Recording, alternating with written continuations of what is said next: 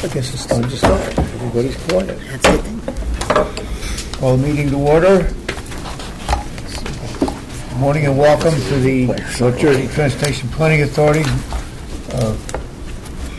meeting of the Board of Trustees. As a reminder to all members, the microphones are very sensitive and this meeting is being taped and webcast, so be aware. Before we start the meeting, I'd like to note that I'm particularly happy to see Somerset County freeholder Mark Caliguire, who will be representing the county here at the NJTPA going forward. I'm certainly he will do a great job on the board. Mark.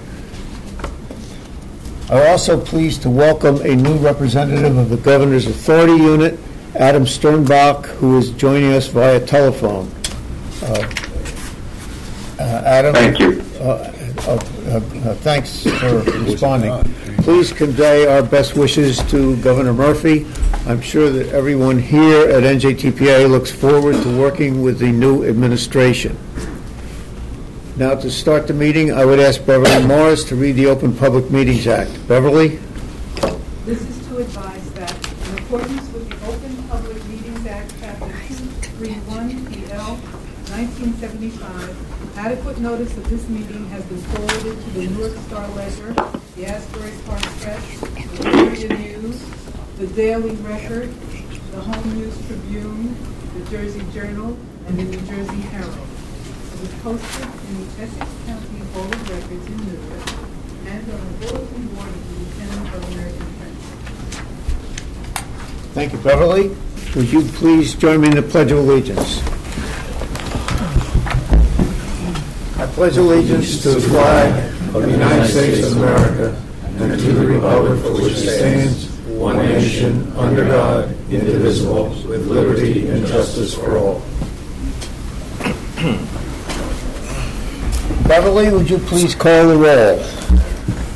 Bergen. Here. Essex. Here.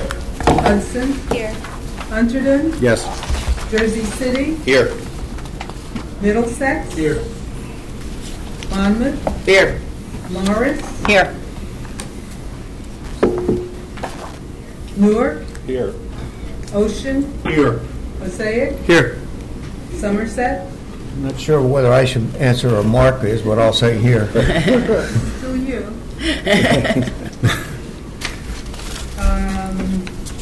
Sussex. Here.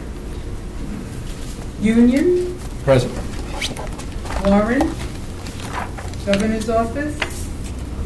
Here. NJDOT. Here. NJ Transit. Here. Port Authority. Here.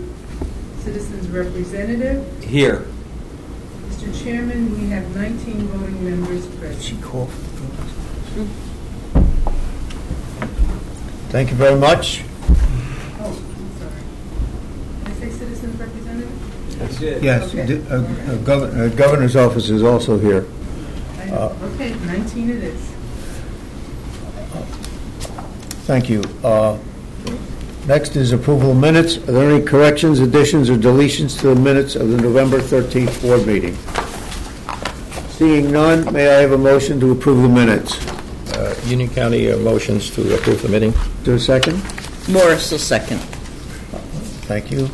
All in favor signify by saying aye. Aye. Opposed? None. So ordered.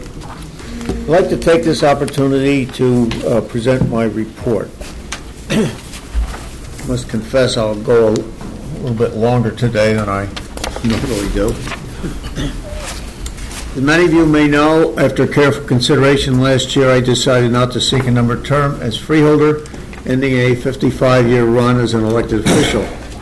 This means that this is not only my final meeting as chair of NJTPA, but also as a member of the board. It's been a long and rewarding experience for me since I first arrived here at NJTPA nearly 20 years ago. Of course, a lot has changed since then. The region experienced cycles of economic growth and recession. We witnessed the shocking attacks of September 11th and their aftermath, as well as the devastation caused by Superstorm Sandy. I'm proud to say that through all these challenges, NJTPA has played a key role in planning our transportation system, funding projects, ensuring that the transportation network is in a state of good repair, and serving as a forum for regional discussion of all these critical issues. One of the things I'm most proud of is that in this era of hyper-partisanship, the NJTPA has a long-standing tradition of working in a truly bipartisan or even nonpartisan way. This dates back to the 1990s, when I finally recall working with my good friend, Middlesex County's long-serving freeholder director, David Craybill, who, like me, insisted that the good work of the NJTPA not get sidetracked by partisan distractions. It's amazing what we can accomplish when both parties work together across the aisle. I've had a great relationship with my predecessor, Tom DeChese, and I applaud his continued active role. I'm sorry that Tom can't be here today. He was ill. I also have an excellent working relationship with my soon-to-be-named successor. It's a secret. Stay tuned. For my part, over the years, I have focused on certain key issues for our region.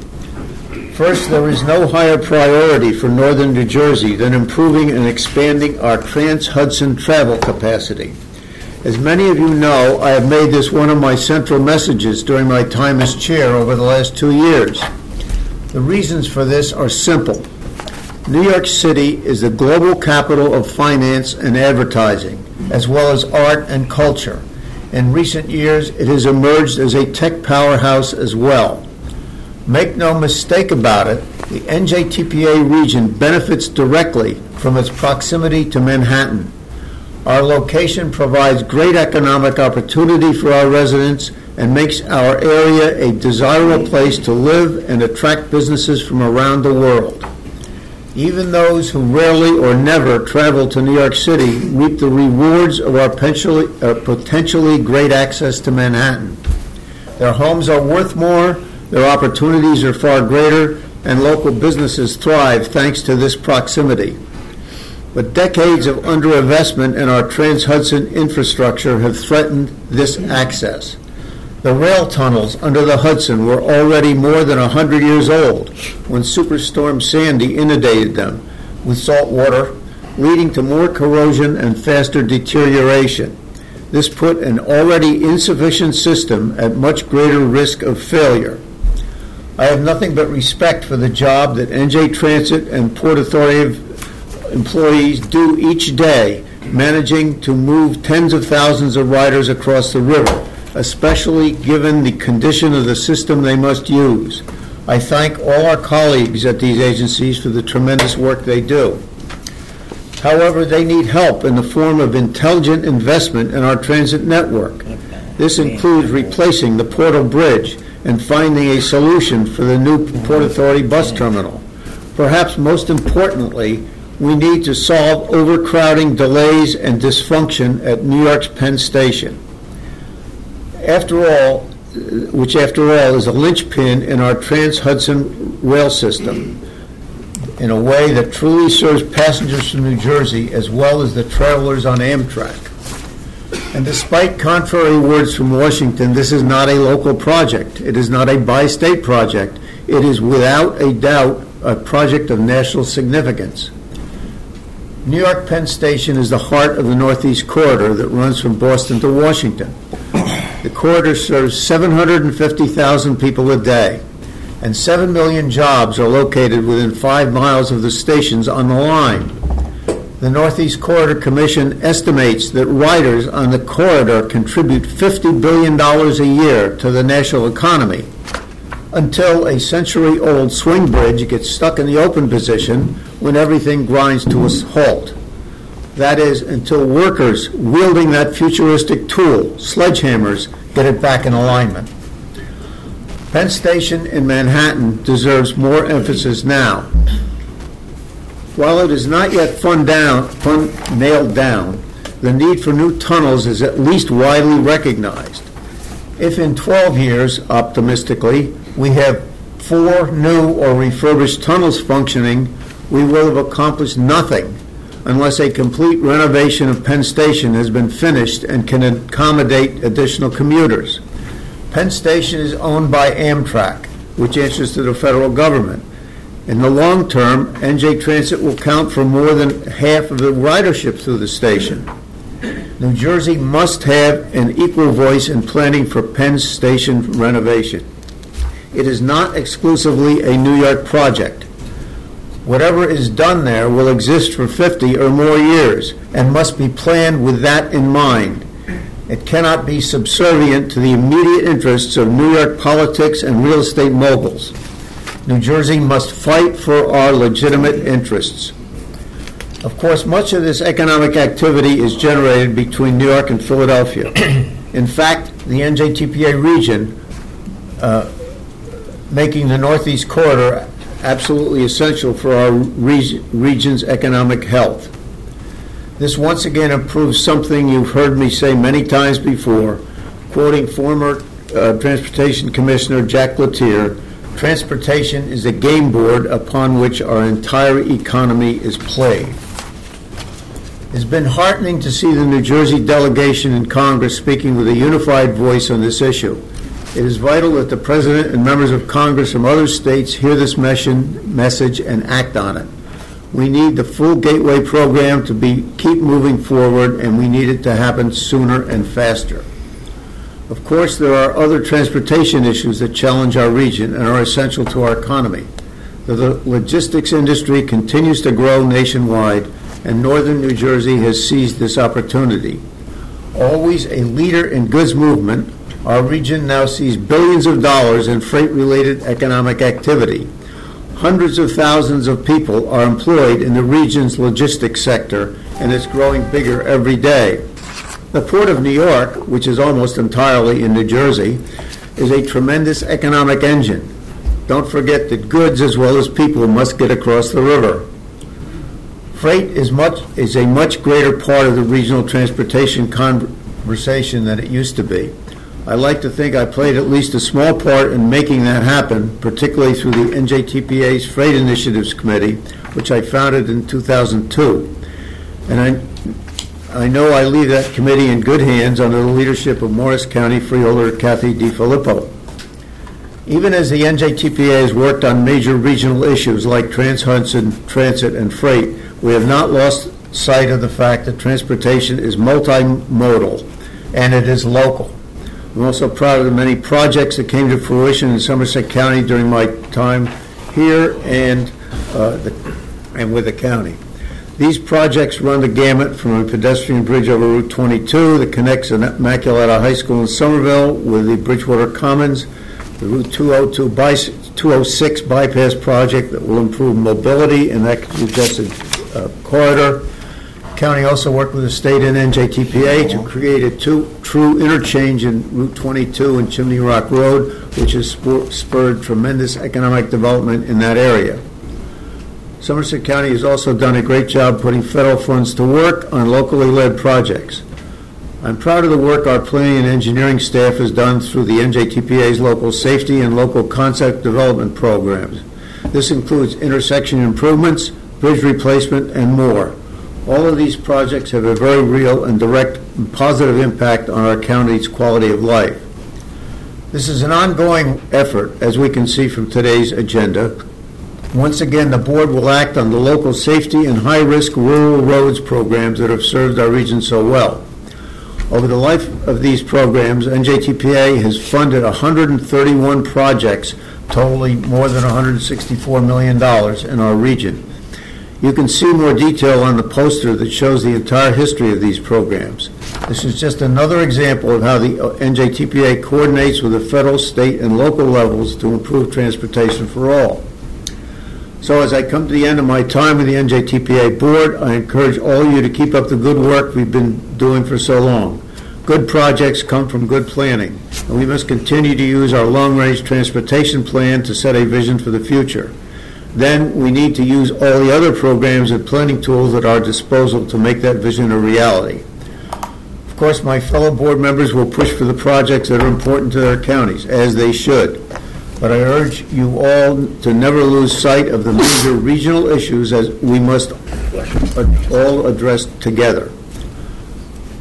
I wish all my colleagues on the board the best of luck going forward, and I encourage the new administration in Trenton to see the NJTPA for what it is, a truly bipartisan body of elected officials and agency heads working closely together with a common goal in mind, to improve transportation, all modes, so that everyone who lives, works, and travels in our region can thrive. So as I step down from the NJTPA board, I am confident the future is in good hands, with a new chair and executive committee being selected later today. I can't say enough about Mary Kay and the great staff here at headquarters. I would add the same for those county staffers who constitute the RTAC and serve as our designated alternates. These two groups are the ones who make this organization function so well. I may have left elected office, but I promise you I will stay involved with transportation. I'm certain that this is not the last time you will hear me talk about the importance of freight or of Trans-Hudson travel or of any number of other critical transportation issues. So once again, I thank you all for being here today and for your commitment to NJTPA and its work. I'm not going away, and I hope to see you all again soon. And that concludes my remarks.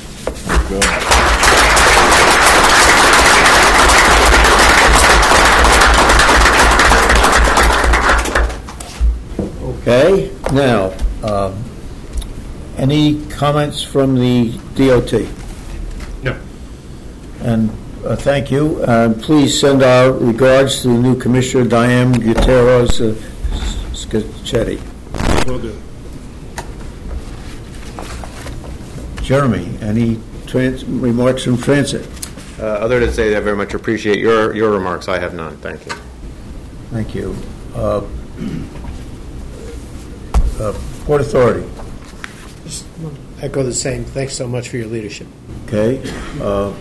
Citizens Rep. I've only been here a year, but you've been a leading light to all of us. Really appreciate it. Thank you. Anything from the governor's office? I guess not. Echo what everyone has said, and we thank you for your service. Thank you. Mary Kay, your turn. Thank you, and thank you for your kind words, particularly about NJTPA and the role of the staff here. You've been a trusted guiding hand for us for many, many years. Now, a little later, we are going to have more to say about your years of service with NJTPA, so please stay tuned, and for now, we'll get through the meeting. So that's how we're going to handle this. First of all, I'd like to highlight a few notable activities from our last meeting in November. Of course, as Chairman Palmer noted, we have a new governor and administration taking shape in Trenton. I join with the chairman in wishing them well and offering our commitment to our ongoing close cooperation with DOT, New Jersey Transit, the Port Authority, and the governor's office. Thanks to Adam for joining us today here on the phone, and I'm sure we will be in touch directly. And of course, congratulations to Fielder Calaguar for joining us. We'll welcome you to the table at the next meeting, but thank you for coming here today. Now, I set you all up because we have a lot of work to do moving forward, so there's a lot going on. As you know, in December we posted and distributed the draft of our fiscal year 2019 work program, which guides the work of central staff of the subregions, our transportation management associations, for the fiscal year that will begin July 1st. It's an ambitious agenda of products and projects and tasks touching on every corner of our region, with many opportunities for board member involvement and leadership. The work program follows up on many of the priorities and the initiatives that we put together last year, in particular implementing the long-range plan elements adopted in our Plan 2045, Connecting North Jersey. Excuse me. The work program also continues our commitment to innovative public engagement. And on that note, I'm pleased to inform you that our Plan 2045 outreach was recognized recently at the National Transportation Research Board annual meeting in Washington, D.C. We were one of 5 organizations and the only MPO selected from projects submitted from around the country for recognition in communicating to the John Q. and Jane Q. public competition. So a great job, and I want to make sure I call out and thank Rutgers Voorhees Transportation Center for the work that they've done with, as well as our consultants at FHI, and each and every one of you and the staff at the subregions who helped us really build that outreach program this fall, and now we are a nationally recognized success. So thank you very much for that. As you remember, during our public outreach on Plan 2045, we did hear a lot about the need for expanded, reliable, and convenient travel options. This goes beyond just road and rail to include integrated walking and biking into our daily travel. And while this complete streets approach is, no one here is a stranger to that, as you've worked with NJTPA, and it was included as a central part of Plan 2045, it really is going to drive a lot of what you see as we move forward in the 2019 work program. We're going to include those elements in some of our sub-regional studies that the sub-regions will be doing, as well as some of the work we do with our planning for emerging centers. So in implementing Plan 2045, we are going to continue, and you hear me say this all the time, but to emphasize those Together North Jersey goals that we created, a more competitive, efficient, livable, and resilient region. You'll be hearing more about some of the recent activities of Together North Jersey in the Planning and Economic Development Report, including a Together North Jersey forum and task force meetings that were held just last week, which drew a large turnout from groups and individuals from around the region, despite our ill-timed snowstorm that we had that day. So now, of course, you know that safety is a continuing focus of our 2019 work program. Plan 2045, you'll recall, added a new safety goal. We really called out safety when we reflected upon our goals. We'll continue our effort to deliver important capital investments. And I want to point out, and there is that poster in the back of the room, but what is on that poster is all of the projects. Today you're going to approve 13 new projects for safety and high-risk rural roads programs. Now this is where we marry that engineering piece and that education piece that we work with on a lot of the street smart efforts. So while that poster represents these projects, you have to realize that when you vote on these projects, you really are saving lives. So I really want you to feel that when you take that vote today. Our investment program here has been a huge success, and we really want to continue it. And regarding safety, that we're also going to be looking to marry, the sister program to that is our Street Smart New Jersey Pedestrian Education Campaign. We are going to be doing a project this year, and we'll stretch a little bit into the next fiscal year to refresh and revitalize our Street Smart messaging. And we're going to continue to find new ways to expand our work with the TMAs and the subregion to get that Street Smart message out. So, besides what we've talked about in Plan 2045, the UPW, Together North Jersey, and safety, there are numerous other new and continuing efforts that are in our 2019 work program. Further development of performance measures, updated freight forecasts for the region, new concept development studies to help address our aging bridges and other infrastructure. We're going to be refining our PRIME application, which we use to catalog and map many of our studies and have them enter into the pipeline for development, and so much more. I urge you to please pay attention to Plan 2045 that is out for your review right now. We did try to streamline some of the formatting from last year. It's on our website. It's been emailed. We can send it to anyone who still needs to get it. The work program will be considered at the committees in February. So next month is when the committees take action on our work program, and we'll be looking for adoption at our next board meeting in March. If you've already provided comments on the draft UPWP, thank you. We will distribute that initial overview that have those comments incorporated into it on February 1st. Any additional comments, you can still give us comments, but those will have to be discussed at the committee meetings. So that's how we will handle some of the questions going forward. So if you have questions now, please make sure you get them to us as soon as possible. I should note that all of our activities and spending through the UPWP are closely monitored by USDOT, and that means annual audits.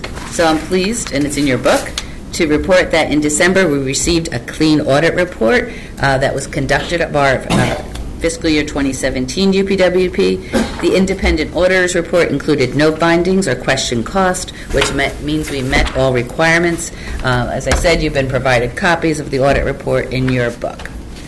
Also provided to you today, as usual, are our central staff highlights, which summarize a variety of recent activities, including progress on regional and sub-regional studies, coordination with other agencies, and kickoffs of new initiatives. In the interest of time, I'll forego providing you what I sometimes wind up doing, highlights of the highlights, and we can give you any additional detail that you have on those highlights. We're also pleased to be providing you a printed copy of the 2045 Executive Summary on our Plan 2045 Connecting North Jersey, as well as at your desk our most recent issue of In Transition magazine, which has a theme of complete streets. More copies are on the back table if anyone else would like those also. Mr. Chairman, for now, that concludes my report. Thank you very much.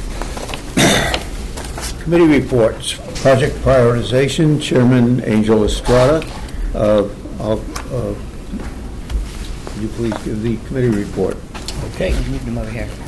Let's move them. I know we moved them. Over there. Thank you, Mr. Chairman. I am pleased to report on the activities of the Project Prioritization Committee.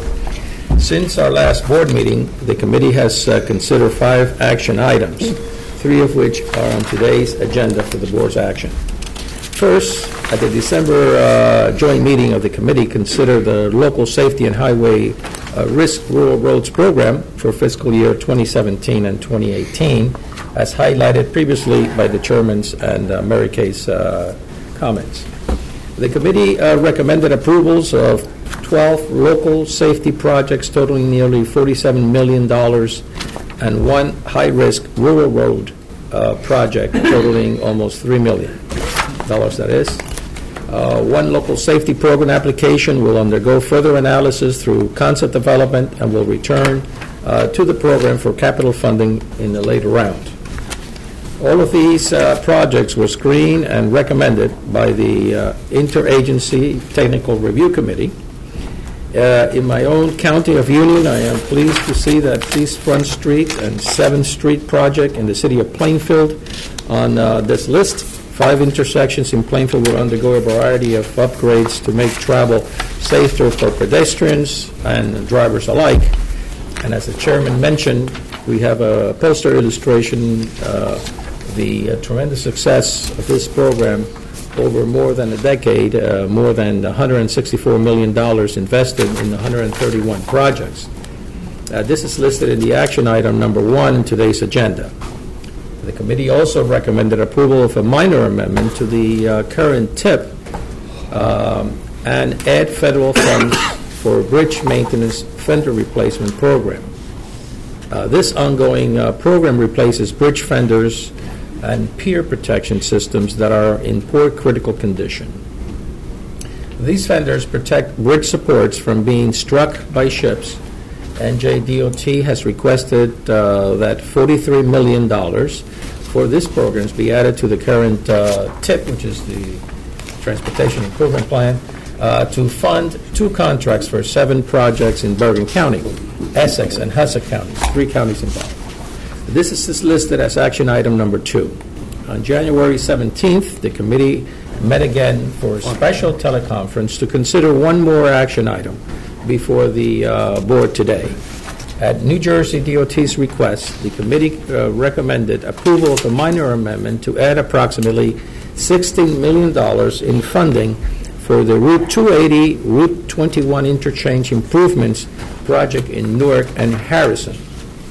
This includes $12.2 million from repurposed earmarked and $3.9 million from the National Highway Performance Program funds from prior year be obligated balances. The project could not be fully authorized in the FY of fiscal year 2017 as we planned, and therefore it must be amended into the FY, the fiscal year of the TIP 2018, and STIP so that the scheduled construction can advance. There is no changes in the project scope or financial plan. This is listed as action item number 3. I should note that at the December joint meeting, the committee approved the federally required annual update of the financial plan for the Route 72 Manahawkin Bay Bridge project in Ocean County. The board approved the initial financial plan for the project in 2012, and the committee approved the updates each year. This latest update reflects a $10 million budget increase to $311.5 million due to a change orders and additional scoring countermeasures in contract number 3. As this is an update and not an initial financial plan, no further action is required. The committee also considered a modification to the fiscal year 2018-2021 TIP to add funds for the Rumson Road Bridge over the Shrewsbury River. That's in Monmouth County. This is a request of modifications because of the project's design phase of work could not be authorized in the year 2017 as originally programmed. The $7.9 million in the state funds for the project needs to be reprogrammed into the fiscal year 2018 so that the project can continue to advance. The committee approved the modification and no further action is needed. Also, at the meeting, members of central staff informed the project prioritization criteria update project is being finalized. Upon board's approval in May, the refined criteria will be used to score applications to the fiscal year 2020 local concept development programs. The solicitation for application for that program will be issued in June of this year. Now, during the committee meeting, our colleague, Freeholder Lazaro from Sussex, had asked a question about guardrails. And I know that the DOT, Gary Boone, will be ready to respond to those questions. I think it's important for especially members of this board get questions answered whenever they come up. If we don't have the answer at the time, we'll definitely seek it out. And today, we're honored to have Gary Boone on his first meeting here give us an answer to the guardrail question. Thank you. Thank you. The short answer is that it's a federal FHWA-driven situation. They've simply upgraded the standards for the guardrails. If you can picture, several years ago, we didn't have the kind of cars we have on the road today, heavy SUVs. They have looked at that situation and decided that each time we touch a road, whether it be drainage or reconstruction or a bridge, they want the guardrail situation to be assessed. So to make it current with the current standards. We are currently doing that on a project-by-project basis, which may seem a bit haphazard, and there's going to be a more programmatic approach to this thing. There's about 100 miles of really old guardrails throughout the state that we're going to try to come at programmatically. So that will be sort of in the next phase of funding. But at the moment, it's a project-by-project driven thing, and it's all FHWA centered or driven. Thank you very much. We appreciate the clarification. I hope, Freeholder Lazarus, that answers your question. Thank you very much. And Mr. Chairman, that completes my comments. Thank you very much, Angel. We're here to ask questions and get answers, and glad to see an example of that we just went through. First action item is the local safety and high-risk rural roads.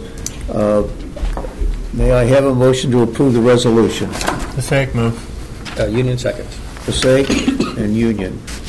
Moved and seconded. Any comments or questions from the board members? Any comments from members of the public on this particular item? Seeing none, Beverly, please call the roll. Bergen, Yes. Essex, Yes. Hudson, Yes. Hunterdon, Yes. Jersey City, Yes. Middlesex, Yes. Monmouth, Yes. Morris, Yes. Newark, Yes. Ocean, Yes. Passaic, Yes. Somerset, Yes. Sussex, Yes. Union, Yes. Governor's Office, Yes. NJDOT, Yes. NJ Transit, Yes. Port Authority, Yes. Citizens Representative. Yes. The motion is carried. Thank you. Second action item is the Bridge maintenance vendor replacement program as requested by DOT, as Angel presented. May I have a motion to approve this resolution? Bergen moves it. Union seconds. Bergen and Union. Any comments from the board members? Any comments from the public? Seeing none, roll call, please. Bergen, Yes. Essex, Yes. Hudson, Yes. Hunterdon, Yes. Jersey City, Yes. Middlesex, Yes. Monmouth, Yes. Morris, Yes. Newark, Yes. Ocean, Yes. Passaic, Yes. Somerset, Yes. Sussex, Yes. Union, Yes. Governor's Office, Yes. NJDOT, Yes. NJ Transit, Yes. Port Authority, Yes. Citizens Representative. Yes. The motion is carried. Thank you. Third action item, minor amendment of the FY 18 to 21 tip to add the Route 280, Route 21 interchange improvements. Is there a motion? So moved. Second. Union seconds. Who moved it? Oh, thank you, Carl. Sussex moved by And Sussex. seconded by, Union. Union. thank you. Comments from the board members? Comments from the public? Seeing none, roll call, please. Bergen, Yes. Essex, Yes. Hudson, Yes. Hunterdon, Yes. Jersey City, Yes. Middlesex, Yes. Monmouth, Yes. Morris, Yes. Newark, Yes. Ocean, Yes. Passaic, Yes. Somerset, Yes. Sussex, Yes. Union, Yes. Governor's Office, Yes. NJDOT, Yes. NJ Transit, Port Authority, Yes. Citizens Representative. Yes. Motion is carried. Next, Planning and Economic Development, Freeholder Matt Holt, Chair. Matt? Thank you, Chairman. At the December committee meeting, Central Staff updated the committee on the development of the fiscal year 2019 Unified Planning Work Program, or as the acronym we like to use, UPWP, which sets out the planning activities for Central Staff, our subregions, and the TMAs for the fiscal year, which begins July 1st. As Mary Kay mentioned, the draft work program and budget are available for review on the NJTPA website, and Central Staff has prepared the program in response to board and sub-regional guidance and planning priorities. The draft program also reflects initial input from USDOT, NJDOT, and NJ Transit. As Mary Kay also mentioned, many new and continuing tasks focus on implementing Plan 2045, Connecting North Jersey, which we approved at our last meeting in November. And board and RTEC members are urged to review the draft and provide input. This is an opportunity to shape how the NJTPA allocates its planning resources to address vital regional issues. One key element of the work program is NJTPA's continuing involvement and leadership in Together North Jersey. And on that note, the committee was updated on recent TNJ activities organized through the Competitive, Efficient, Livable, and Efficient Task Forces. On December 15th, the NJTPA hosted a series of TNJ workshops on transit hubs. And just last week, the entire TNJ forum convened with a plenary session on repurposing underused and abandoned sites, from obsolete office parks to brownfields to declining strip malls. And it's an issue that is faced throughout our region, and there was a lively discussion, and I might add, it is an issue that is not simply urban-based, it is an issue that is urban, suburban, and rurally based. Hunterdon County, while not necessarily looking at the Brownsfield issue, but Hunterdon County, as an example, has a 40% vacancy rate in terms of commercial properties, existing infrastructure. It is why economic development is slowly becoming a very positive thing and very positive discussion. And part of it is returning those sites back to rateable tax bases for government, municipal and local governments. 2 other workshops on repurposing sites are planned. The 4 task forces met later in the day. And while TNJ is seeking to take on new issues and opportunities, it's also seeking to build upon past efforts.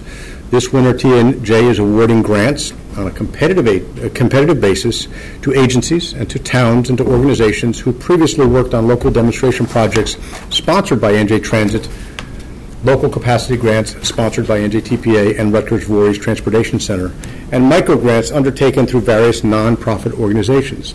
These re-grants, as they're being called, will offer technical assistance for implementing previous recommendations, such as advancing a parklet, producing a greenway guide, designing complete streets measures, and more.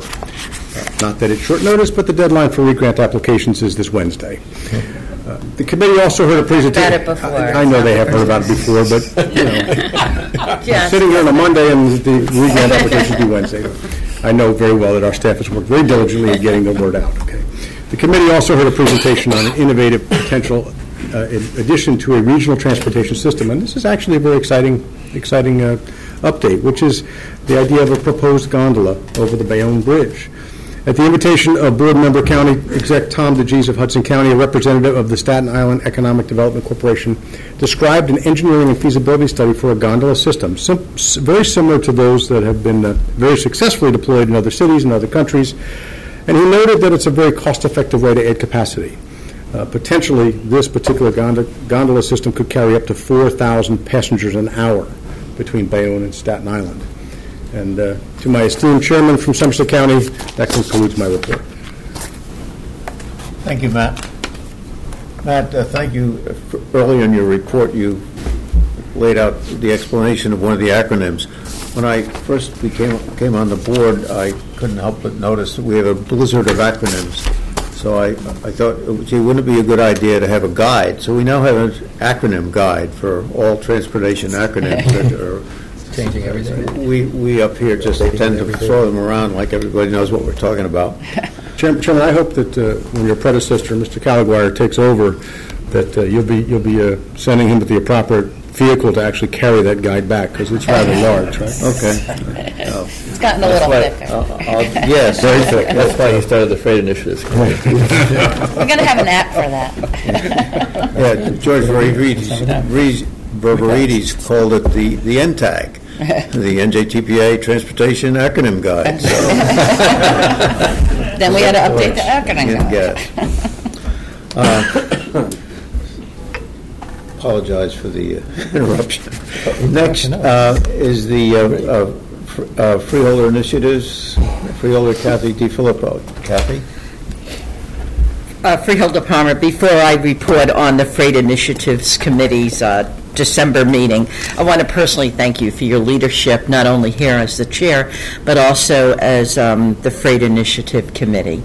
Your leadership and your guidance has been very much appreciated, and I will miss you, but I will make sure I have your number handy when I need it.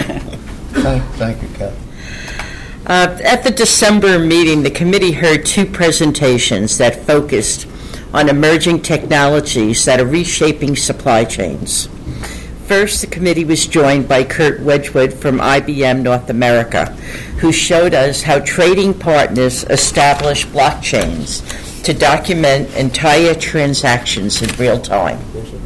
He gave the example of tracking a shipment of fresh flowers purchased from growers in Africa, shipped to the United States, and delivered to retailers.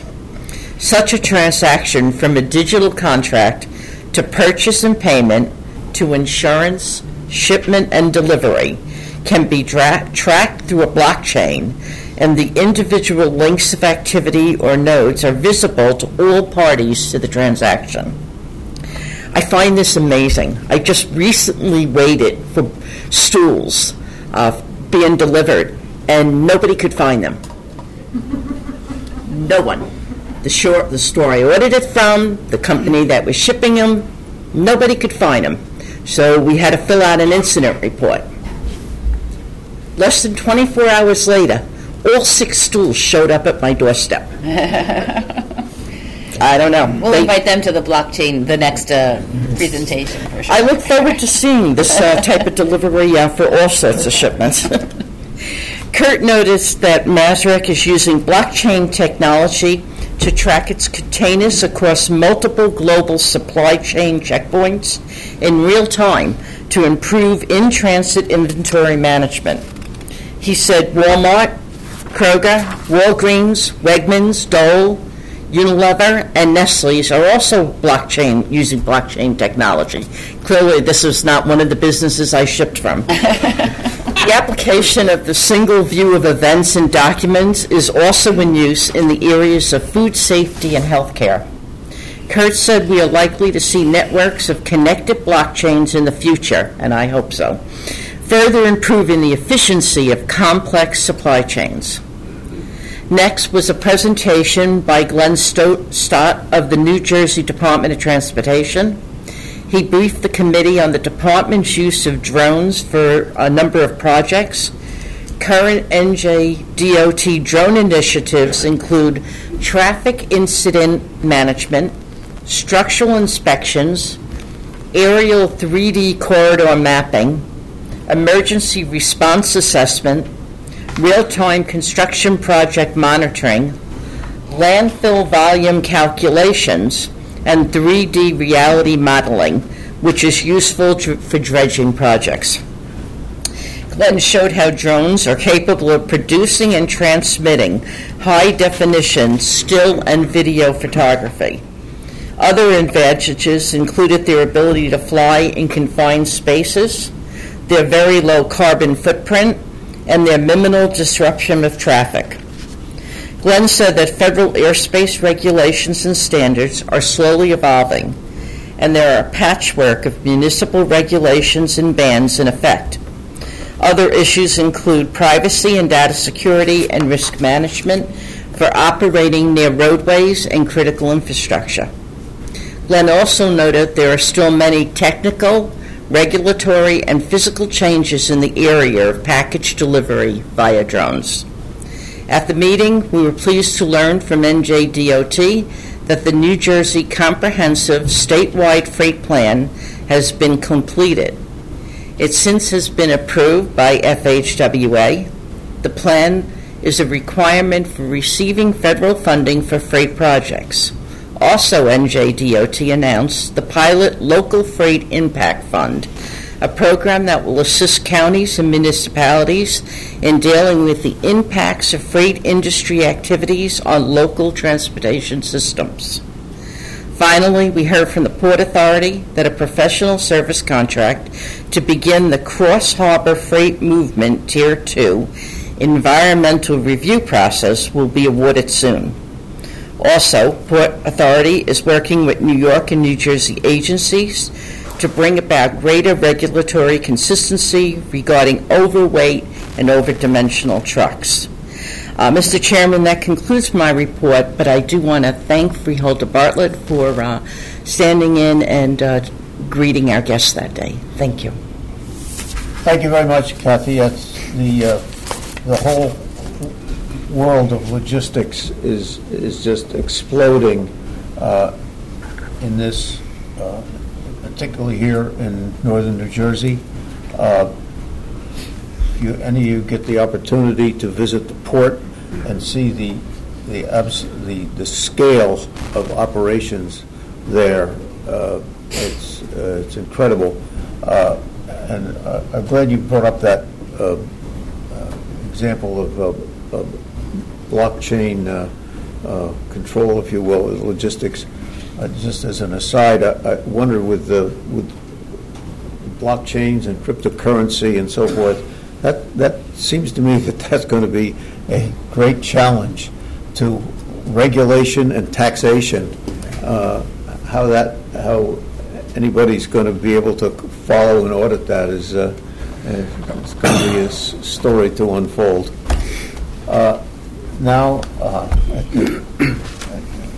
take the risk of going back to Matt and ask him to. And I was going to be kind to you, but now it's wrong. In case you have been under a rock in the last 3 or 4 days and had not heard, the federal government was shut down as of Friday evening. Although driving in this morning, sitting in traffic in Chairman Palmer's district, I might add, or county, there is potentially a vote or some sort of a deal to be cut as of noon today, and that would at least extend for a couple of weeks and continue to drive this thing forward. If we look at past experience, we don't expect any immediate impact on NJTPA. But it is critical that a solution gets reached so that federally funded projects don't get delayed, especially as we move into the construction season here in the Northeast. Prior to the news of the shutdown, we were awaiting details of a much-anticipated infrastructure deal between the President and Congress. There were indications that the administration would issue its legislative principles for an infrastructure package last week, but that apparently has been postponed until at least after next week's State of the Union address. Top Trump officials recently met with senators from the Environment and Public Works Committee, and at that meeting, Transportation Secretary Elaine Chao and her staff indicated that any infrastructure package should emphasize 4 particular areas. And those areas are increased use of public-private partnerships for infrastructure projects, the use of block grant funding for projects in rural areas, an emphasis on new and emerging technologies such as autonomous vehicles, and streamlining project delivery and reducing regulation. On a related note, there has been increasing talk in Congress about the possibility of once again allowing earmarks in legislation going forward, including any federal transportation bills. A moratorium on the sometimes controversial practice of earmarks has been in place since 2011. Now, proponents of reviving some sort of earmark say it would give elected officials more direct control over how funds are invested and would increase overall support for infrastructure investment bills, and opponents warn against the return of what is often termed pork barrel spending practices. Staff here at NJTPA will continue to monitor this, as well as other developments related to the next federal infrastructure package. We look forward to sharing any new information with the board at our next meeting. And Mr. Chairman, I did make it through the traffic in Somerset County, arrived here on time, and that concludes my report, sir. You did seem to get here. This is my last opportunity to kind of dig at it, Chairman, so I got to do it, okay? If you hadn't done that, I'd been disappointed. Thanks. Next is public participation. We now turn to the public portion of the meeting. As in the past, we advise members of the public we have a 3-minute time limit on comments. The light on the timer will go from green to yellow when there is 1 minute remaining, and then red when 3 minutes is reached. We ask that you keep your comments within this allotted time. Are there any comments from the public? Yes, ma'am. Would you please come up to the microphone, give us your name?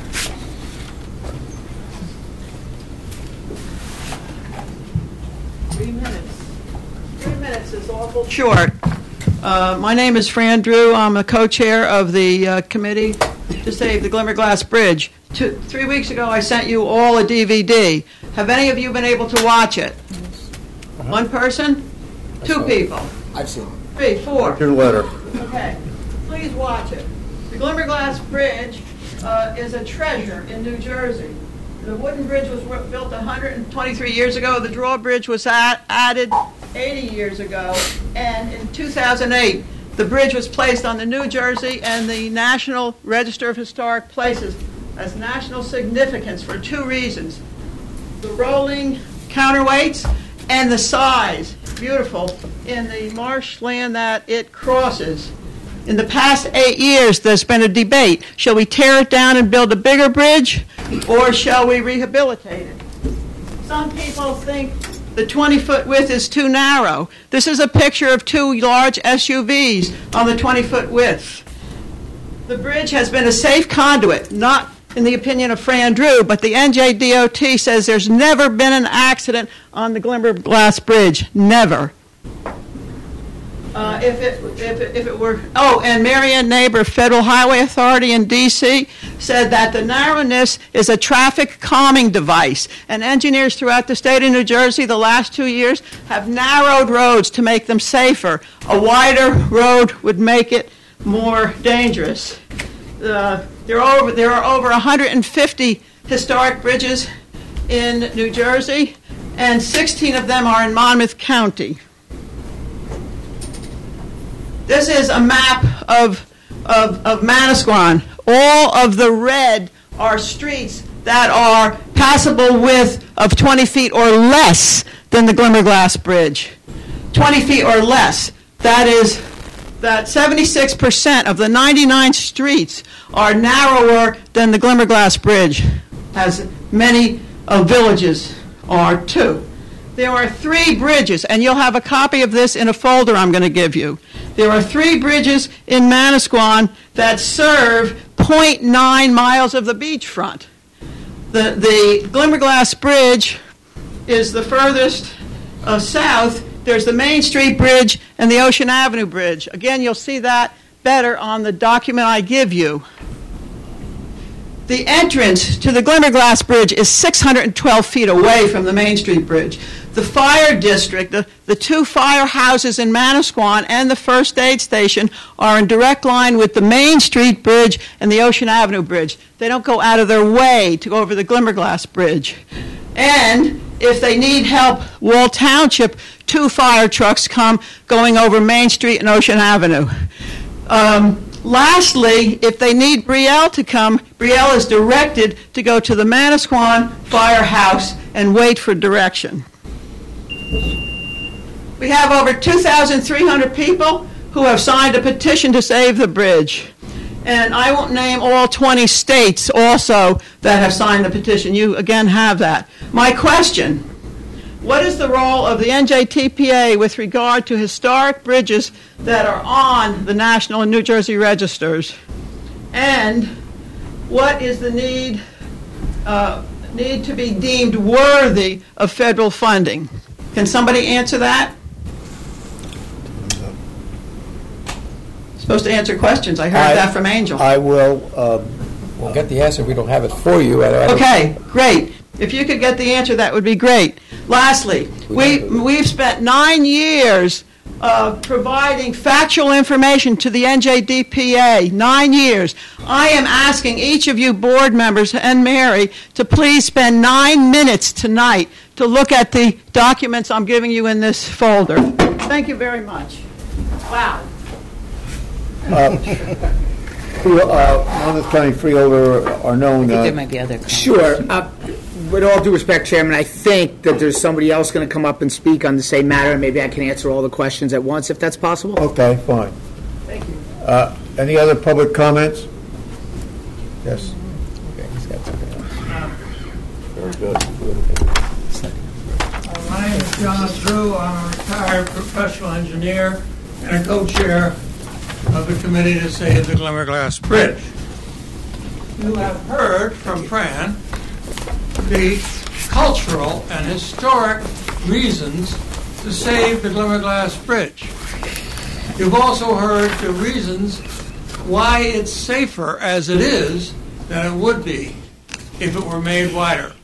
There are some who think that it would be better to be wider, but studies by the Federal Highway Authority and by Rutgers Transportation Institute show that making the bridge lanes from 10 feet wide to 15 feet wide, which has been proposed by some, would make the speeds average from 20 miles an hour to 30 miles an hour. This has been shown to be associated with a 7-fold increase in pedestrian fatalities. If a pedestrian is hit by a car at 20 miles an hour, the probability of it being fatal is 30%. If a pedestrian is hit by a car at 30 miles an hour, the probability of it being fatal is 93%. We don't want to make a mistake of widening this bridge in order to that we think it'll be safer. It won't be. Now, there are those who think that the bridge has to be replaced because it doesn't meet federal highway standards or ADA standards. But it doesn't have to be. The law allows waivers can be granted from these requirements in the case of a historic bridge. There is a legal requirement for us to save the Glimmerglass Bridge. Section 4F. Congress mandated that transportation projects must be avoided unless there is no feasible and prudent alternative. But there is a prudent and feasible and prudent alternative. We have commissioned Childs Engineering Corporation, which is one of the nation's leading timber bridge engineering firms, to do a study of the complete repair of the bridge, giving it a new long life of 20 to 25 years more. This study has been reviewed by the Monmouth County engineer, and I have heard no objection to it. The only question is it, now that we know it's feasible from an engineering standpoint, is it prudent? Prudent meaning money. Now, in 2014, $3 million was spent because of an overweight truck had damaged the bridge. Now the bridge has been closed due to insufficient maintenance of the pilings, and it will be repaired. Another $3.5 million spent this spring. Now, the Childs Engineering report called for $10 million, estimated $10 million to do the complete repair. We will already have spent most of that. So to spend $20 or $30 million to tear down and build a brand new bridge is going to be exceedingly hard to justify. So we're proposing and suggesting to the NJTPA that you authorize the complete repair of the bridge, keeping it on the historic register, and to do so almost immediately so that proper planning can be done to complete the repairs during the next 2 or 3 years. Thank you. Thank you, sir. Just before I ask Freeholder Arnone, there is no proposal before this board for anything having to do with that particular bridge. But Tom? Sure. So as you heard the Drews, and I will tell you, I respect the Drews. They have been very passionate. I've been a freeholder for 8 years. So obviously, as you've heard, they've been doing this for 9. So as you know, I've seen the Drews many times and heard from them. And as I agree with some of the comments that they state of history of that bridge, I don't agree with all of them. But the process will continue to go on, and we are going through that process. And there have been a lot of repairs to that bridge. But the one thing, and I don't know if many people are familiar with that area, it borders it is the intermediate between Brielle and Manasquan, which has become a heavily populated tourism industry there. Which, over the course of the years, if you go back many, many years, and you talk about the roads that were the size of the interior roads there, that is very true. But the population has grown tremendously during that tourism season to bring that outside industry to Monmouth County, which we promote, I might say. But with that being said, there's a lot of great facts that the Drews bring. The one thing that I will tell you is we're going through the process with NJTPA and the DOT and going through all the NEPA process guidelines that we will go through. But at the end of the day, it has to come to an end, one way or another, here, and this bridge either has to be rehabilitated or replaced at the guidelines of whatever the recommendation is, because, as the Drews did state, and I agree with them, dollars are being spent here, and we're actually put in a dilemma right now where about a lot of the timbers, and it wasn't from lack of maintenance as much as there was, and I'm not totally familiar with the situation of some sort of boring bug thing that came inside the timbers there. Called a marine borer. Yes. So, and pulled it in there, but all I know is it ate the hell out of them. And so it destroyed them. And so we are going through that replacement. But the problem with this is we are putting another $3.5 million into this project for many reasons. And the main reason is if we were to stop and leave it closed right now while this process goes on and whatever determination is made, this bridge potentially could be shut down for years. With the population and the tourism industry in that area, we can't allow that to happen. So we're going to move forward, do the project, go through this process, hopefully very soon, be given the recommendation that we need, and the county will move forward, whatever that recommendation is. But I will tell you, we're on it. I appreciate the Drews' passions. There's been internal debates through this whole part of the county that has been extremely extensive. We've had open public meetings with both Manasquan and Brielle numerous times. And we'll continue that process, and I'm sure I'll hear from the Drews again with this, and we'll continue this process going. So any other questions that the board members need answered after they review the video there, please feel free to give me a call.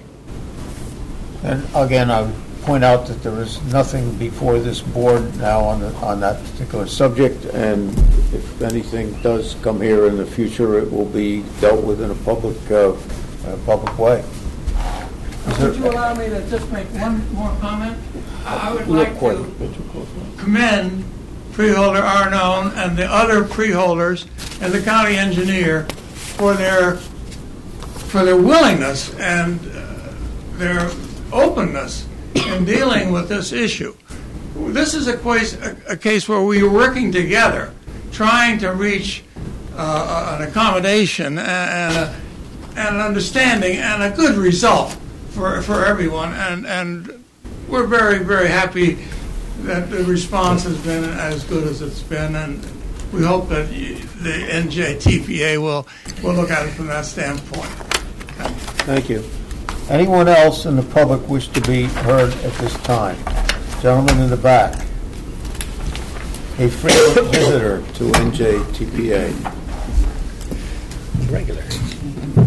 Chairman Palmer, Director Murphy, trustees, thank you for the opportunity to speak. As a thought experiment, I ask you to consider... Would you please give your name? We know that. Bill Weissing and Pete George, advocacy to widen the paths on the George Washington Bridge. But as a thought experiment, I ask you to consider how GWB Chief Engineer Othmar Aman might advise on current plans to restore the George. And we have insight into his thinking from use projections, design drawings, and precedent architecture, and these are included in your extended remarks. But prior to its opening in 1931, the Port Authority projected 30 years of traffic volume broken out by mode of travel. Notably, foot travel was projected to grow faster than by car. And while budget may have limited the paths to 8 foot, the designs called for 16-foot paths. Now, this tells us that the agency foresaw the need for greater path capacity, but not why. So perhaps it was for cyclists. They were told the same as motorcycles. Their catchment far exceeds pedestrians, and 16-foot paths make a lot more sense than crowded roadways. A complementary reason can be had by standing on the paths and looking out. Extending them beyond the cables creates a 1-mile continuous belvedere with views like none other in the region. Now, that the agency considered the George itself as a source of revenue is supported by its reporting of pedestrian tolls on the first day of operation, and the contemporary study which projects that a linear park across the George would annually attract 300,000 tourists spending $40 million. Mr. Aman would certainly have been influenced by precedent architecture on the Williamsburg Bridge. Opened in 1903, it connected Brooklyn to Manhattan with a pair of 20-foot paths. So what would Othmar do? How might the chief engineer advise on the agency's plan to restore the George? Well, first, he'd be aware that cycling's current growth far exceeds other modes, now and in 1931. Of enhancements to tourism, public health, affordability, sustainability, and particularly resilience that result from a commitment to active transportation. Of precedent cycling facilities on bridges throughout the region, and that 56 North Jersey municipalities were now calling for wider GWB paths. The same group that Mr. Aman lobbied in the 1920s to get the bridge built in the first place.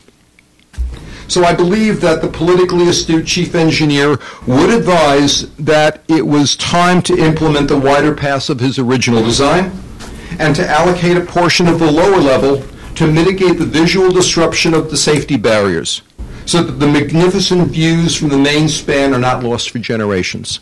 Thank you all. Thank you for that, and certainly appreciate your passion on this particular issue. For those of you who are new, this is not the first time that we have heard this plea, and As I said, I appreciate your passion. Anyone else in the public wish to be heard at this time on anything? Seeing none, we will move on. I want to report the nominating committee, which consists of myself, along with Ocean County Freeholder John Kelly and Hudson County Exec Tom DeGeese, and we're sorry that Tom is not here today, and Megan, please extend our best wishes for a quick recovery. After discussion and by unanimous decision, the committee recommends the following slate of officers for the 2018-19 term. Chair, Union County Freeholder Angel Estrada. I know you've been holding your breath since I said it was a secret earlier in the meeting. Wow. I'm honored. First Vice Chair, Hunterdon County Freeholder Matt Holt. Second Vice Chair, Passaic County Freeholder John Bartlett. And Secretary, Essex County Exec Joe DiVincenzo. This is a great board, and I'm sure they will do an excellent job under Angel's leadership. There's one new name on this list, and it's Passaic County Freeholder John Bartlett. John has worked very hard and effectively, particularly on the Freight Committee with Kathy, and he is certainly deserving of becoming a member of the Executive Committee. Let's see, the procedure here. Are there any other nominations from the board? Seeing none, do you each accept your nominations? Yes. Yes. Thank you. Well, it was very quiet. Yes. May I have a motion to approve the slate of candidates? Jersey City moves. Jersey City moves? I'll second that. Excellent, Monmouth. Monmouth, seconded by Monmouth. Any comments from the board members? Any comments from the public on the nominations or the election? Beverly, would you please call the roll? Bergen, Yes. Essex, Yes. Hudson, Yes. Hunterdon, Yes. Jersey City, Yes. Middlesex, Yes. Monmouth, Yes. Morris, Yes. York, Yes. Ocean, Yes. Passaic, With thanks to my colleagues, yes. Somerset, Yes. Sussex, Yes. Union, Yes. Yes. DOT, Yes. Kansas, Yes. Authority, Yes. Representative, Yes. the slate of new officers has been approved. In accordance with the bylaws, the new chair will appoint the third vice chair. And congratulations to all our new chairman, Angel Estrada, who will now run the rest of the meeting.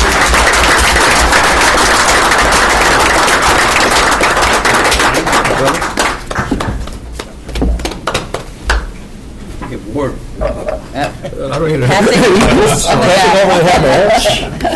All right. Okay, before some comments, as my first act as chairman, I would like to appoint Morris County Freeholder Kathy DeFilippo as third vice chair. And she's an individual who's been with us here for a long time, understands what this board is all about, and I wish and I ask you, would you accept this opportunity? Yes, thank you. Thank you, Kathy, very, very much. I don't know that we need to vote for that. Or? No, just clap.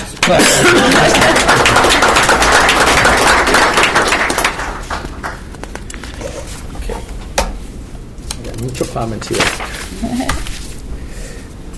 They said in the top here that it's going to be brief points in this messages. And I have a habit at the Union County Board of Chosen Freeholders to bank my time without speaking public meetings. So I'm going to take the years that I've been here and try to utilize some of those minutes for that purpose. I don't know if they don't understand the banking issue, but I do very well. So, okay. But first of all, I want to take the time to recognize my my colleague from the Union County Board of Chosen Freeholders, Freeholder Betty Jane Kowalska, who is the alternate, has been the alternate for numerous years to the NJTPA, and I thank you very much. BJ has had comes to these meetings as often as she can, and always we have an opportunity to exchange views in terms of the things that we see going forward. At the same time, the RTAC chair, or what do they call it, RTAC chair? Yes, Lisa Betts from Union County as well, individuals who have a tremendous knowledge about transportation and the great things that we do at this board. Now, note, this is a bipartisan board whereby we alternate in terms of chairmanship. Peter Palmer is a Republican. Was, I don't know. That doesn't sound too good. He's a Republican. I'm a Democrat. But the reality is, when we go through that door, it's about the people that we service, and that's the probably most important thing. Likewise, with all the individuals who serve many agencies. So that's very important. And as I look at some of the comments, before I start that, I think it's important to understand what I bring to the table. And every individual who sits here has things to bring. And today's environment, I've given a lot of thought because I'm sure many of you do not know that I came to this country as a 10-year-old refugee from Cuba. And in my arrival, I ended up in a camp. Now, I called it a refugee camp. People always call it, well, it's a summer camp that they send children to come unaccompanied. That's why DACA is so much close to my mind when I hear issues that are going on in this country. But only a country like ours can recognize and understand that I, as an immigrant, has come through this process to the degree of sitting here at this table, which is so critical. I am the first Latino sitting at this table for many years, and it isn't because none of them want to, but the reality is how we are set up. It's not easy. It's not easy for women to take this seat, and that's why I'm happy to see women participating in this sport. But that's something to remember. And if anything that I've learned is the beauty of this country, the understanding, and what it brings to our society in terms of having a greater participation from people from other countries. I know that I hold that as one of my main things that I like to put forward. And I know that probably is not shared by everyone. Somebody told me the other day, you should really lower it down on that issue because this country is taking positions that is opposite. But the reality is that this country allows us to express our opinions, whether they are mainstream or not, whether we want to accept it or not, but the reality is that we're here to provide that information. I am about openness. I am about, and the lady mentioned that, I said, wow, I mentioned that 20 minutes ago, and now I'm being challenged on the issue. Yes, I am about getting information to people when they need it. Everybody handles that differently. It doesn't mean that it wasn't done here before, but the reality is that I think it's critical. Now, this is not a dialogue, and today we had some dialogue. That's not, and BJ, we all attest to this. I'm very open for comments, but we cannot engage in dialogues. There are areas that we can do that and try to understand how the concept works. But I'm honored to be, I'm honored that the Board of Trustees has entrusted me with the position of chair, and I'm eager to continue the great work of the NJTPA, and I'm honored to follow the footsteps of Freeholder Palmer, and I really sincerely mean that. County Executive DGs, and all the other chairs who served. I know that you were chair before too as well. It's been recycled. Well, it's part of the democratic process. I mean, we will all serve and have the opportunity to serve as long as we're committed to carrying forward the goals of this organization. It is also a great honor to be the first Latino elected to this position. Our challenges are many, and I am certain that we're up to the task. I look forward to working with all of my friends around this table, the new administrations in Trenton, and the residents of our great region to improve transportation and our quality of life. At our next meeting, I plan to share more about my vision for the agency during the terms as chair, but now it is time to say thank you to outgoing Chair Peter Palmer, and we'll start with a short video. Here we have video. We have video. Just want to point out, he has not seen this yet. Angel mentioned RTAC. That's explained in the NJTPA Board of Trustees after serving for nearly 20 years, including 2 terms as chairman. During that time, he received many public service awards for outstanding leadership and for his advocacy for strategic transportation investments aimed at regional mobility and economic growth. Chairman Palmer's accomplishments are many, including founding the NJTPA's Great Initiatives Committee. I guess it all started when I first came here. We talked about any issues, and freight was always an afterthought. And I said, well, wait a minute, freight's very important. We ought to have a particular emphasis on it. Most of the products that arrive in this region come by ship through the port. This is the biggest port on the East Coast. It's where the ships come first, and there's just such a huge impact. Chairman Palmer is a tremendous advocate for transportation in our region, whether it's from our Freight Initiatives Committee, which he founded, to making sure that Trans-Hudson capacity is there for every single person in this region as we grow and prosper into this next economy. I met Peter as a freeholder in Union County many, many years ago. I want to say it was NJAT where I originally met Peter, even though he's been active in our region for many years. Found him to be an individual who tells you as he's seated very diplomatically. Chairman Palmer is a fighter. He never is back down from a good challenge. He is committed to transportation. He loves public service. He brought the two together in such a phenomenally powerful way. Freeholder Palmer has been such a champion, a fierce advocate for transportation in central New Jersey and across our state.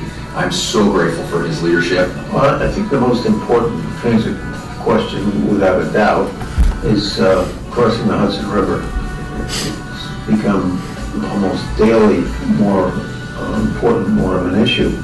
Unfortunately, as of now, the money has not followed the problem. $30 billion is not a wild statement to get everything done. Many times I've reminded my fellow board members and others of my favorite quote by former DOT Commissioner Jack Petier. I'll do it again. Transportation is a game board on which our entire economy is played.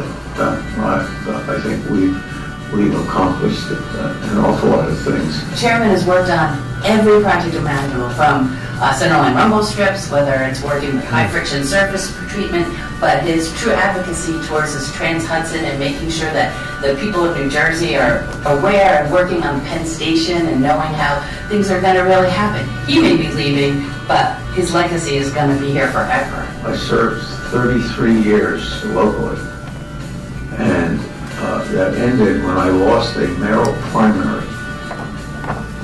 And it turns out that was the best thing that ever happened to me, because it was a signal to move on. So I moved on.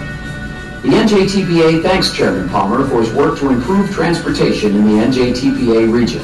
Chairman Palmer's work is a legacy of progress for the NJTPA and for the entire northern New Jersey region.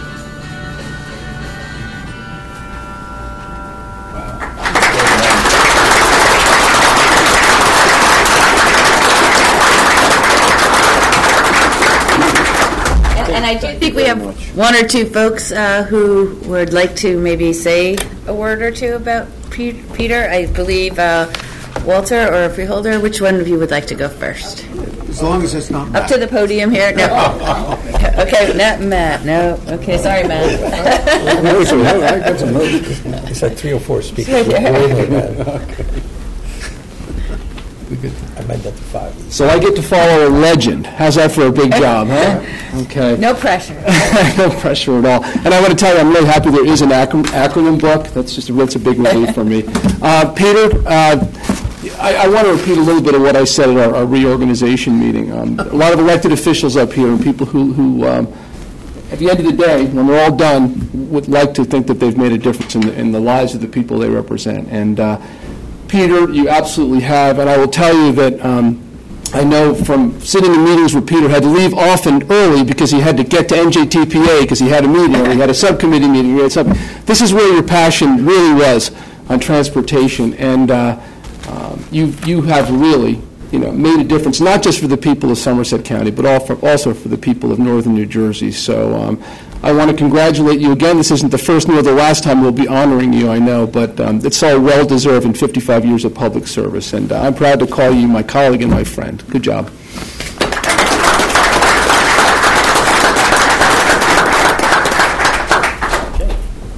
Walter Lane, he is the Somerset County Planning Director. I'll be short because I get to talk about Peter at our planning board meeting in February, but It's been a pleasure working with him. I've always appreciated his leadership and his guidance. He's really been a model for me to follow as the director of the Planning Division. And on behalf of the Planning Division staff and the County Planning Board, we really thank you for all your service. And I'm going to miss our daily transportation and public policy discussions each day. So please keep on in touch, and I know I'll be talking to you soon. Thank you. Thank you.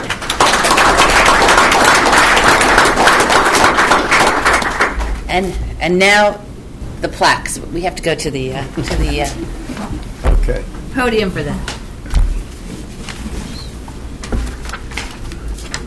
I think this would be right. I think we wouldn't want you to go off script. Busting each other. We do. I will add one thing. Here we go. Well, I would add to you is Peter, is that some of us were extremely young when you were starting public service.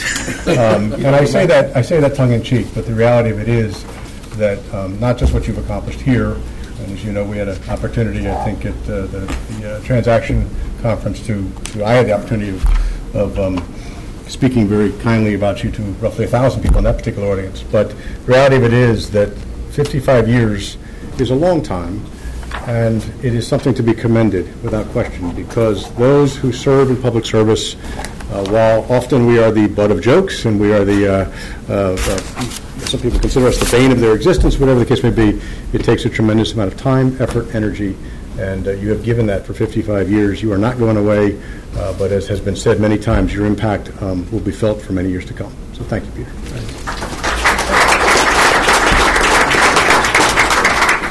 Fielder Strata. Okay.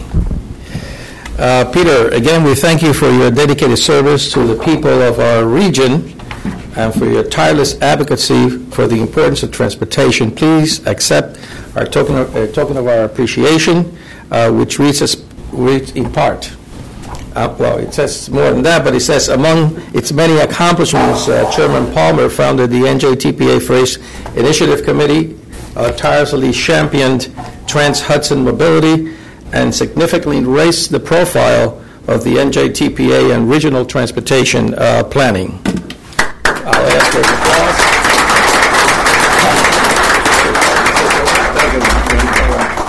Where's the picture man? Can you get it okay? Do we need to move?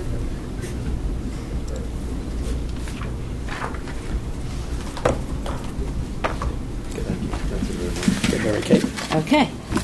I understand you have a few more gifts for Peter. Well, we couldn't let this go unmarked here. So as you saw in the video a few minutes ago and heard earlier in his final address as chair, Fielder Palmer is very fond of a quote that he borrowed from Transportation Commissioner Jack Latier.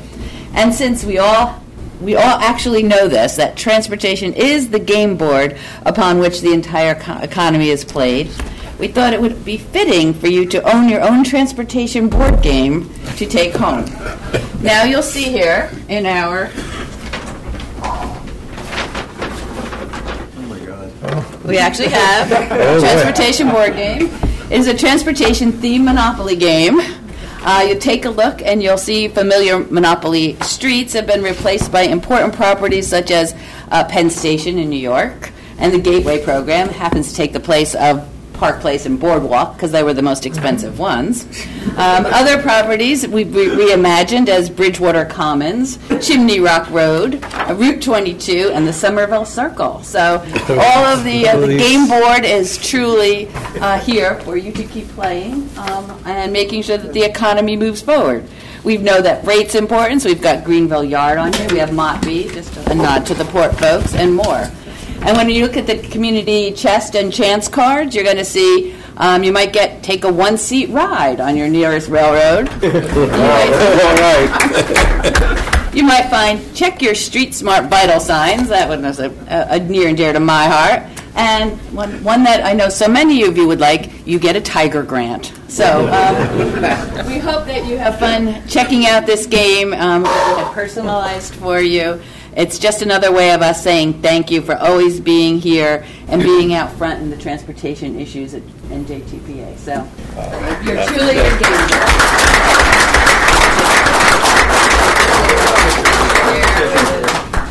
They still have the same old 4 railroads that the original mouth. A little bit of that. Would it be safe to say that Route 78's not on there, because then you never would get past Go, right? I'll check. We can do that as an amendment. Now, we are going to set this up in a little bit. So, Realtor Palmer, would you like to say a few words? Well, is Matt Holt on this? No, but there might be a Jack Latier game. There's somebody with a dunce cap there, for sure. Peter, it's all yours. Actually, I can't think of much more appropriate gift than this. This is great. I got to hold the board up. I'm sure I can get it out here somehow. Pretty awesome. We have the dog holding the NJTPA. We have a cat holding a seal. We have, oops. I notice there's still a go to jail. Keeping it honest. It does have the same old four old railroad on it. We can adjust it to include the Raritan Valley line. This is great. This is really great. You can actually play the game. I don't want to make sure I don't screw this up. You want to make sure you have something to do in your retirement, Peter. That is cool. It's all yours. Well, You can speak now. well, Please. I don't know that there's much more to say, actually. As I said before, I really appreciated the opportunity to work in this organization. I think we made a lot of progress, and I'm sure that all the rest of you will continue to make that progress. And if anybody that's here today is still here 12 to 15 years from now, and hopefully Gateway is completed, it will be a great celebration. If I'm still here 12 years from now or 15 years from now, it would be a bit of a miracle, I think. But at any rate, all I can say is thank you for your support and help, and keep up the good work.